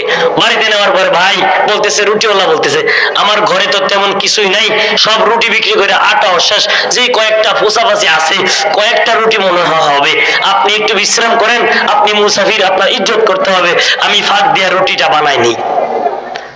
আহমদ ইবনে হাম্বলকে বসাইয়া রুটিওয়ালা আটার গোলার মধ্যে পানি দিয়া আটা গুলতেছে, খামিরা তৈরি করতেছে। আপনারা কি বলেন? খামিরা না? খামির তৈরি করতেছে আর বলতেছে আস্তাগফিরুল্লাহ। কি বলে? জোরে বলেন, কি বলে? আস্তাগফিরুল্লাহ। রুটি বানাইতেছে আর পড়তেছে আস্তাগফিরুল্লাহ। তার মধ্যে রুটি ভাজতেছে আর পড়তেছে আস্তাগফিরুল্লাহ। এক পর্যায়ে যখন আস্তাগফিরুল্লাহ পড়তেছি, রুটিওয়ালার আমলটা আহমদ ইবনে হাম্বলের অনেক পছন্দ হয়েছে। আহমদ ইবনে হাম্বল রুটিওয়ালাকে বলতেছে, ভাই তোমার আস্তাগফিরুল্লাহর আমল বড় পছন্দ হয়েছে আমার, একটা সত্য কথা বলো, এই আস্তাগফিরুল্লাহর আমল পড়ে তুমি কি এমন লাভ পাইছো, কি এমন ফজিলত তোমার হয়েছে বলো। এই কথা বলার পরে রুটিওয়ালা বলতেছে, হযরত আমি এই আস্তাগফিরুল্লাহ পড়ার পর থেকে আল্লাহর কাছে যা দোয়া করছি, একটা দোয়া ছাড়া সব দোয়া কবুল হয়েছে। সব দোয়া কবুল হয়েছে, একটা দোয়া এখনো কবুল হয় নাই, এছাড়া সব দোয়া কবুল হয়েছে। তোমার কোন দোয়া কবুল হয় নাই? আমি শুনছি মদিনার মধ্যে একজন বড় আল্লাহর ওলি আছে, নাম তার আহমদ ইবনে হাম্বল। তাকে দেখার জন্য মানুষ হাজার মাইল দূরে সফর করে যায়, তার সাথে মুসাফা করে, তার থেকে পানি পড়া নেয়, ফু নেয়। আমি জীবনে তাকে দেখি নাই। আল্লাহর কাছে অনেক দিন ধরে দোয়া করতেছে, আল্লাহ আমি তো গরিব মানুষ, আল্লাহ আমার তো ভাগ্য না এত দূরে যায় তার সাথে দেখা করার, আল্লাহ জীবনে একবার হলো তার সাথে মুসাফা করার সুযোগ দিও। ঘরে বসে আছে কি? ঘরে বসে আছে কি বলেন? এই কথা বলার পর আহমদ ইবনে হাম্বল চোখের পানি ফেলায় দাঁড়ায় গেছে। রুটিওয়ালাকে জড়াই ধরে বকি নিয়ে বলতেছে, রে ভাই রে, রুটিওয়ালা ভাই তুই সাধারণ কোনো ব্যক্তি না, তোর এই দোয়াটা আল্লাহ এমন ভাবে কবুল করছে, 500 মাইল দূর থেকে আহমদ ইবনে হাম্বলকে তোর বাড়িতে কানে ধরে লইছে। এই জন্য মালিকের কাছে কেউ যদি বেশি ইস্তেগফার করে, আল্লাহ তার সব দোয়া কবুল করে। ইস্তেগফার করবেন তো ইনশাআল্লাহ? করবেন তো ইনশাআল্লাহ? তাহলে ইস্তেগফার করে করে মাদ্রাসার জন্য দোয়া করবেন ইনশাআল্লাহ। বলেন এই মাদ্রাসা কিয়ামত পর্যন্ত টিকে থাকুক। সবাই চাননি? কে কে চান? হাত উঠান তো। আল্লাহ জোরে বলেন নারায়ে তাকবীর, আর জোরে নারায়ে তাকবীর। এই যে হাত নামান। এই মাদ্রাসা টিকে থাকতে হলে 1 নাম্বার মাদ্রাসার জন্য দোয়া করতে হবে। কি করতে হবে? দোয়া। আর দোয়াও মুখুল ইবাদা, দোয়া ইবাদতের মগজ, দোয়া সমস্ত কিছুর মূলে। নামাজ পড়ে দোয়া করবেন, আল্লাহ ওমরাতুল্লাহ মাদ্রাসাকে আপনি কবুল করেন, মাদ্রাসার শিক্ষক মুতামিম ছাত্র ওস্তাদ সবাইকে কবুল করেন। 1 নাম্বার বেশি দোয়া করবেন। 2 নাম্বার মাদ্রাসার যত আনুষঙ্গিক জরুরত আছে, মুতামিম সাহেব আছে, মাদ্রাসার কমিটির লোক আছে, এদের সাথে মাঝে মধ্যে যে খোঁজ খবর নেবেন। আপনি টাকা দিতে পারেন আর না পারেন, মাদ্রাসার খোঁজ খবর নিয়া নিজে না পারেন, আরেকজন হিতাকাঙ্ক্ষী কি ভাইদের কাছে বইলা মাদ্রাসার সাথে সম্পর্কে জড়াই দিবেন। হাসরের ময়দানে আল্লাহর উসিলা আপনাকে মাফ করবে। জড়াই দিবেন তো ইনশাআল্লাহ? জোরে বলেন ইনশাআল্লাহ।